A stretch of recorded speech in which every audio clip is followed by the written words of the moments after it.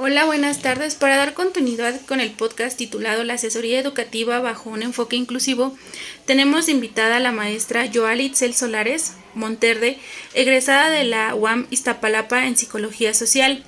Es maestra en Educación, Neurocognición y Aprendizaje por parte de la Escuela Instituto de Enlaces Educativos.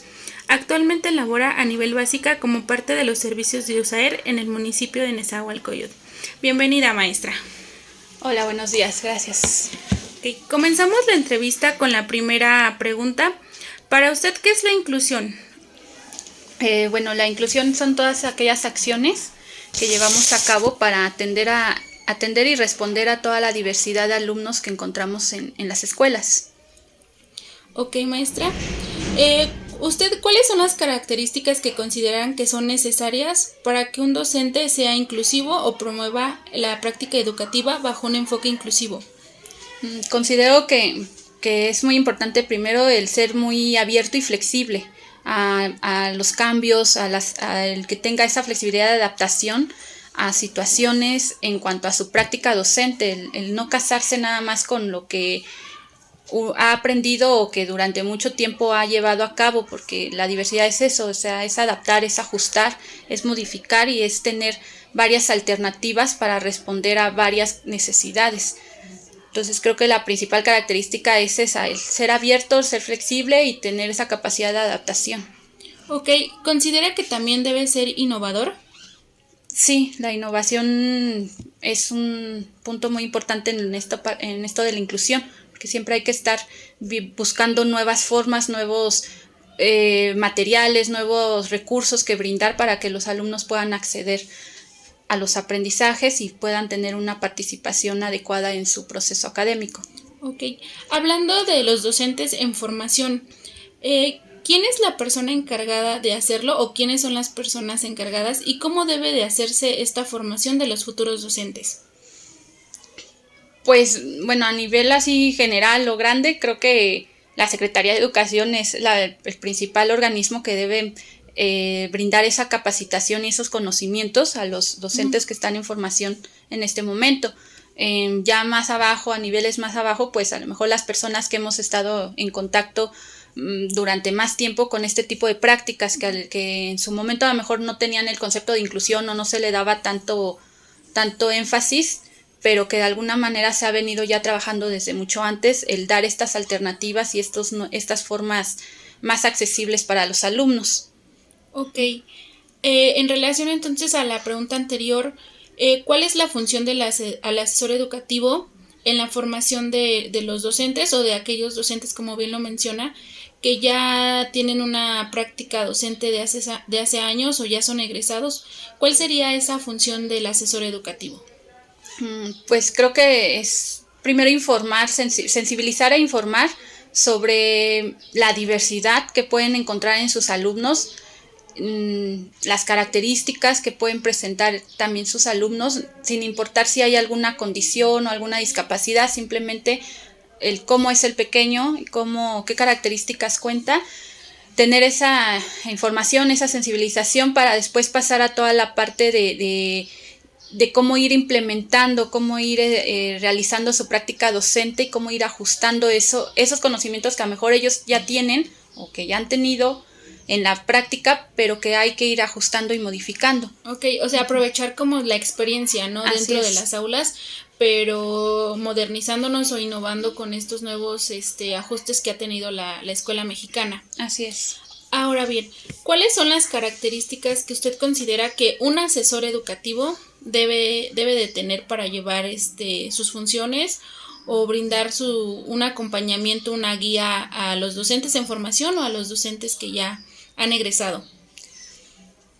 Pues primero también como que tener la información clara y muy concreta, de manera que cuando se asesora o se orienta a un docente, ya sea en formación o que ya tiene tiempo en la práctica docente, sea muy concreto y muy específico lo que se le brinda, para que él pueda sobre todo obtener esa información y poderla utilizar dentro del aula. A veces se les da la información, pero se queda mucho en lo teórico y al docente también le cuesta trabajo un poquito aterrizarlo en cuestión práctica y poder hacer esa adaptación o ese ajuste a su trabajo. Entonces creo que es parte de las características es el que uno ya tenga como muy concreto y muy entendible lo que va a ir a explicar al docente y muy claro para que el docente pueda observar y pueda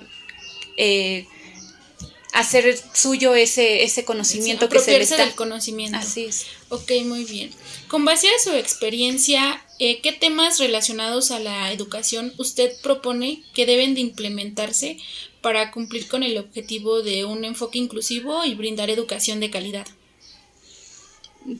Pues creo que hacer énfasis sobre todo en toda esta parte del desarrollo de los niños, las características del desarrollo de los niños, en que si bien son guías para entender y saber en qué etapa puede encontrarse el pequeño, el también dejar claro que no porque digamos que está en una etapa por cierta edad va a tener exactamente esas características y que puede variar, pero sí tener muy presente esas características porque esa diversidad es la que se van a encontrar en sus aulas. A pesar de tener las mismas edades, los pequeños pueden encontrarse en diversas etapas de desarrollo y desde ahí nosotros podemos hacer ese diseño y esa planeación de nuestras actividades docentes y esos ajustes que se requieren también en los recursos para que el pequeño pueda acceder.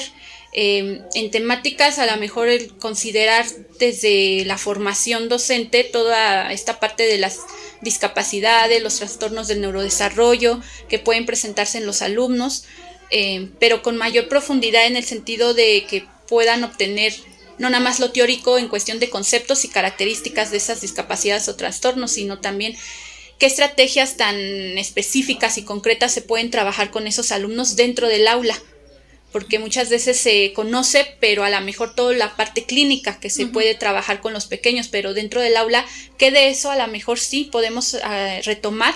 Pero ¿cómo lo podemos adaptar para hacerlo como un trabajo de aula, que no se vea como algo extra que tengo que hacer para atender esa situación o a ese pequeño en específico y aparte al grupo, sino que se vea todo en conjunto, que dentro de mi práctica docente puedo implementar ciertas estrategias que van a favorecer específicamente a un alumno o a ciertos alumnos que tienen ciertas dificultades, pero que a la vez está fortaleciendo las habilidades de los otros alumnos. Del resto del sí, grupo. Y así favoreciendo la inclusión, ¿no? Así es. Entonces también con base a lo que acaba de mencionar, nos dice que un asesor educativo debe de promover la investigación y la práctica, ¿no? Así es, sí. Y esta parte, como les decía, también la flexibilidad y la paciencia en el sentido de entender que también los docentes a lo mejor no va a ser fácil este proceso de ajuste, de adaptación y tener esa paciencia también con ellos, ¿no? De irlos, pues a lo mejor vamos a necesitar pasito,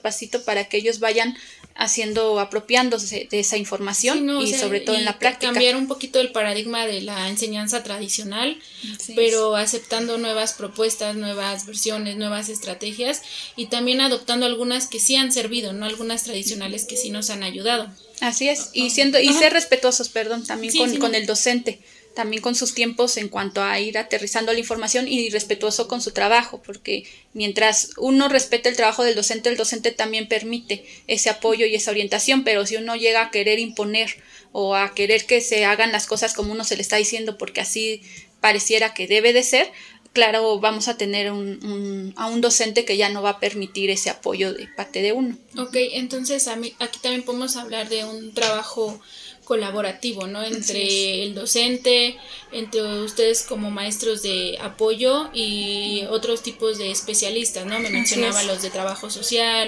los de lenguaje. La área de comunicación, en caso de los servicios de educación especial, en caso de las escuelas que no hay servicios, pero se tiene que trabajar toda esta parte de inclusión desde los directivos, que también haya esta apertura, esta flexibilidad y el conocimiento de qué trata la inclusión, de no nada más parecía que es algo muy sencillo la inclusión, pero sí, es algo muy amplio y es desde lo más mínimo en cuestión de acciones, sí, palabras, lo que hacemos, que tiene que ver también con la infraestructura, todo, sí, con recursos, materiales. Entonces, si también un directivo no tiene claro esta parte, desde ese lugar que tiene él, los docentes les va a costar mucho trabajo. Sí, de hecho, por ejemplo, luego se ha mencionado, ¿no? Que se tiene el concepto erróneo que inclusión es solamente la persona con discapacidad, ¿no? Ajá. Y ahora se ha visto de la interculturalidad, la equidad de género, la Así orientación sexual, ¿no? Que es lo que hay en una aula, que es lo que lo hace diverso, ¿no? Así es. Ok, muy bien, maestra. Para terminar, ¿qué estrategias a usted le han ayudado o recomienda para que los docentes y docentes en formación mejoren su práctica educativa y conseguir lo que siempre se ha propuesto en los planes tanto internacionales como nacionales, que es brindar educación de calidad para todos y todas? Pues lo que hemos observado y los resultados que hemos tenido es, como comentaba, el acercarse con respeto al docente, a su trabajo, el no tratar y no es esa la función de llegar a cambiar toda la práctica docente,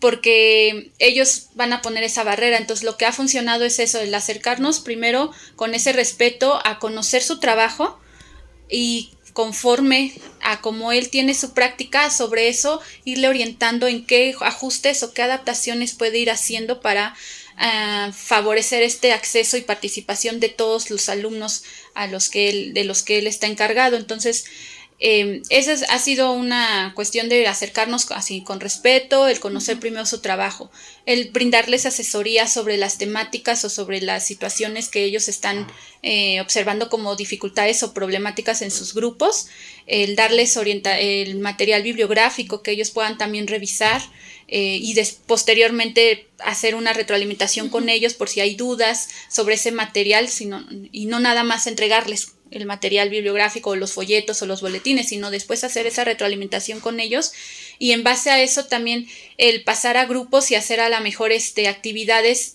como modelándoles a los maestros las estrategias para que ellos puedan implementarlas después en sus aulas. Entonces eso, el tener esa comunicación asertiva con ellos, el trabajo colaborativo, como te decía, el que ellos vean que no es un trabajo extra lo que uno va y les comenta o donde les comenta que a lo mejor hay ajustes, que no lo vean como algo extra o como algo de que su práctica está mal, sino que es parte para poder dar esa atención a todos sus alumnos y tenga también esos beneficios en cuanto a los logros de sus alumnos y de su propia práctica. Entonces, lo que es la comunicación, el trabajo colaborativo, el respeto, el modelarle las actividades, el darles materiales bibliográficos que ellos puedan revisar, es lo que nos ha funcionado y hemos tenido buenos resultados con los docentes. O sea, es lo principal, ¿no? Los buenos resultados positivos que se han dado y que se ha cumplido con las metas, ¿no? Que se esperan alcanzar. Por último, maestra, ¿se realiza una evaluación al final de estos procesos de acompañamiento a los docentes? Sí, de hecho, en el proceso de USAER desde un inicio, hablando específicamente de los pequeños que pertenecen o que requieren el apoyo del servicio de USAER, se hace todo un proceso de observación, el proceso de evaluación psicopedagógica y a partir de eso, se hacen los planes de intervención que son áulicos o planes de intervención individuales y sobre eso se va dando el trabajo que vamos haciendo con los docentes, con los padres y con los alumnos y se va haciendo un seguimiento cada 3 meses, vamos a la par de los trimestres que los maestros van trabajando, se va haciendo ese seguimiento, ese corte y al fin del ciclo también se entrega un informe final de los avances que se obtuvieron tanto con los alumnos como en la práctica docente en el sentido de los ajustes o de lo que se tuvo que realizar con el docente o las estrategias que se le brindaron al docente y que aplicó el docente. Entonces, este año empezamos también con un protocolo para eliminación de barreras, que es escolar. Entonces ese se aplicó a a las escuelas que estamos, se les aplicó ese protocolo y de ahí se sacaron como un diagnóstico de las barreras que hay que eliminar a nivel escuela, a nivel docencia y a nivel con padres de familia. Entonces sobre eso se generaron acciones durante el año y se estuvieron trabajando y al final igual se entrega un informe final de resultados obtenidos. Ok, muy bien, maestra. Bueno, agradecemos su participación, muy importante su participación. Gracias. Porque es muy diferente leer o saber lo que mencionan incluso hasta en otros países, a saber lo que realmente está pasando en nuestras escuelas mexicanas, y saber que hay personas interesadas como usted en la formación de docentes y sobre todo en la labor educativa, pero realmente bajo un enfoque inclusivo, maestra.